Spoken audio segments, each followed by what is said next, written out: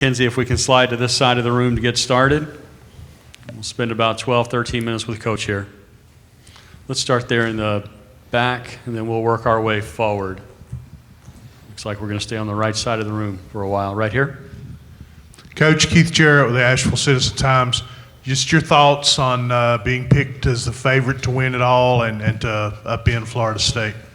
Well, good morning to everybody, first of all. I don't really have a lot of thoughts on it, to be honest with you. I never really get too caught up in the preseason prediction type stuff. I mean, I appreciate, people having respect for our program and our players. Really, it truly is about the performance. And hopefully, when it's all said and done in December, we can whoever voted for us, we can make them look really smart and see if we can get it done. But I do think that we're definitely one of those teams. There's several teams in this conference that I think have a chance to win the league, and I think we're one of them.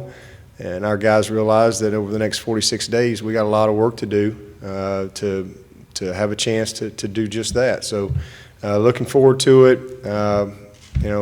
We got a lot of people to replace and those type of things, but I love our team, I love our roster, and I definitely think that we got as good a shot as anybody out there.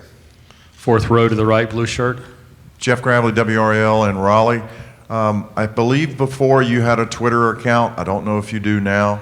How did you use that then, and how do you use it now recruiting the guys, and it's basically a part of their culture? Yeah, I'm what they call a Twitter quitter. I think I quit in like 2009. I didn't last very long, I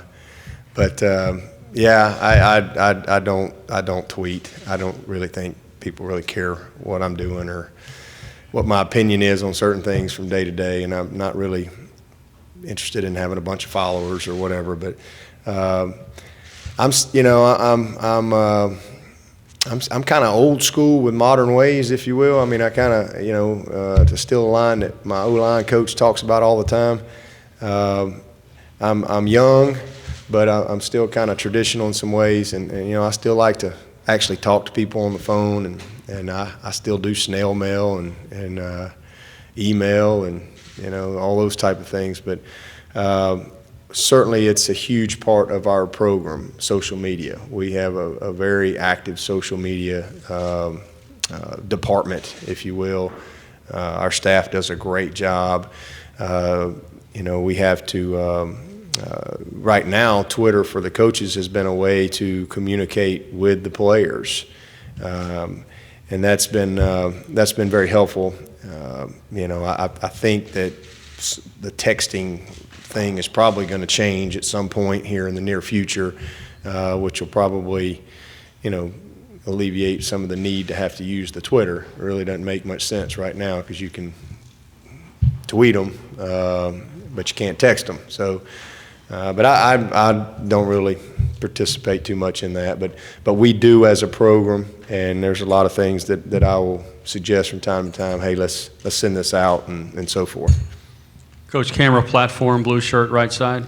Coach, Mike Lissette, WDRB in Louisville. I know you got 2 games before it, but then that first ACC game against Louisville. What are your thoughts on the overall Thursday night game and playing the Cards?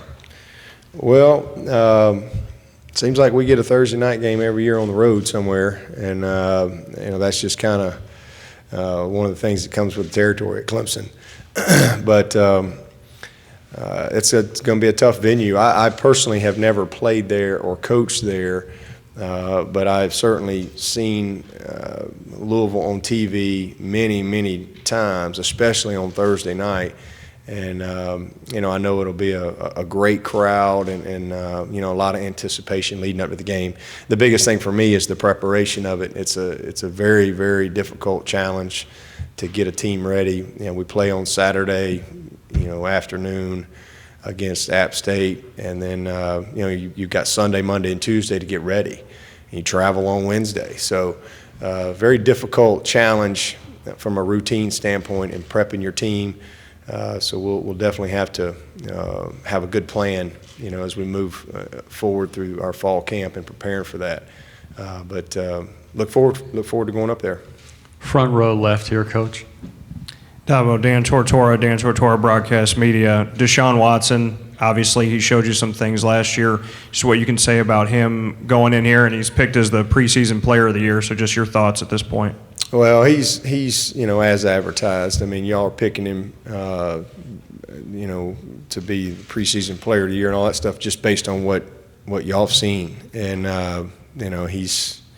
he's beyond what you've seen. He is a great football player. There's no question about that. And it's pretty easy to watch this kid play and say, wow, this is a rare guy. But what you don't know is he's only been in college a year. What you don't really know is who he is. I mean, this is a special person. He really is. He's a great leader.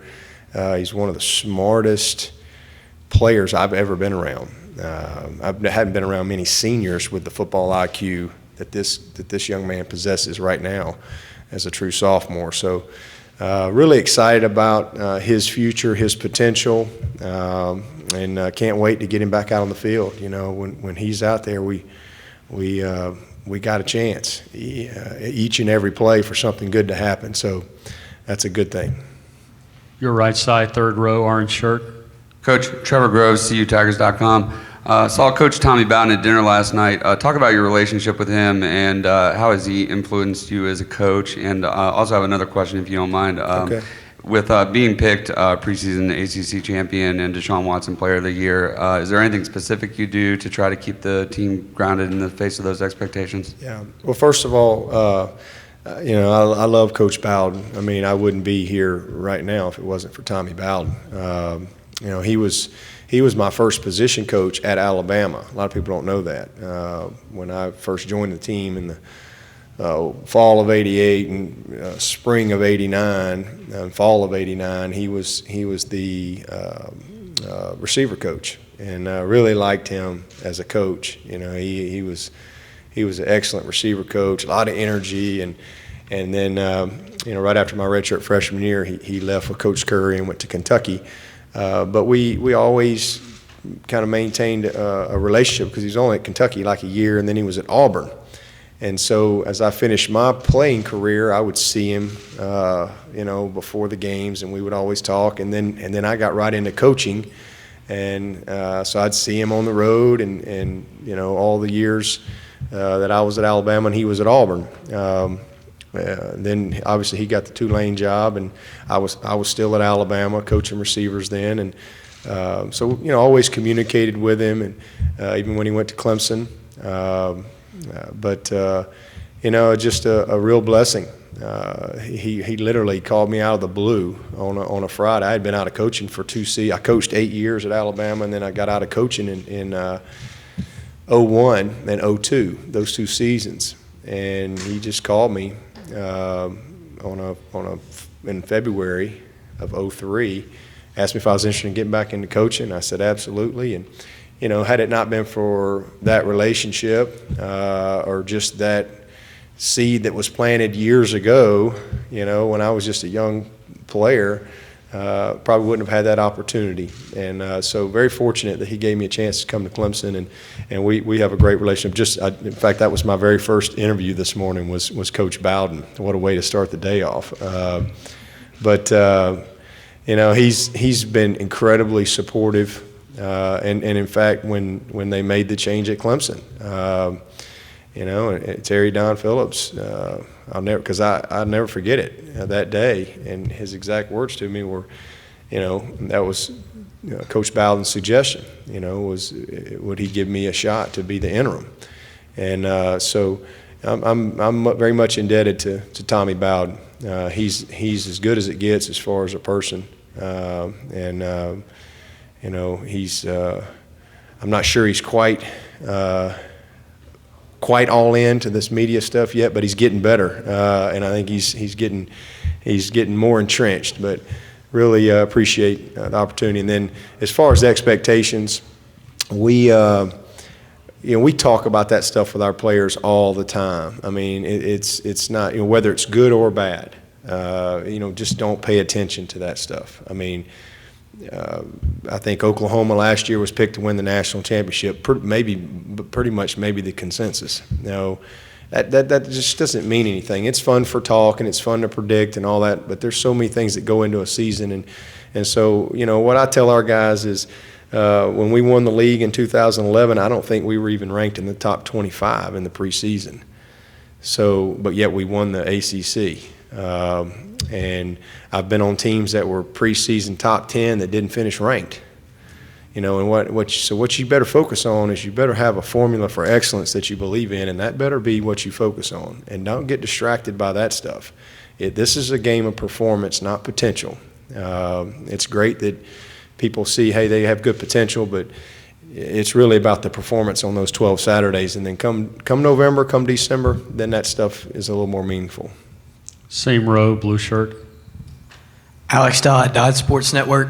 You already mentioned the Louisville game, but after that you also have Notre Dame and Georgia Tech. What is your outlook on that particular part of the schedule with 3 of your toughest games? They're all tough. I mean, there's just no easy Saturdays, despite what some people may think. When you do this for a living, there's no easy Saturday. Every week is you better be all in and fully prepared and have great respect for the opponent that you're playing. And that's just what we try to do. We like to tell our guys, hey, we're playing Clemson 12 times.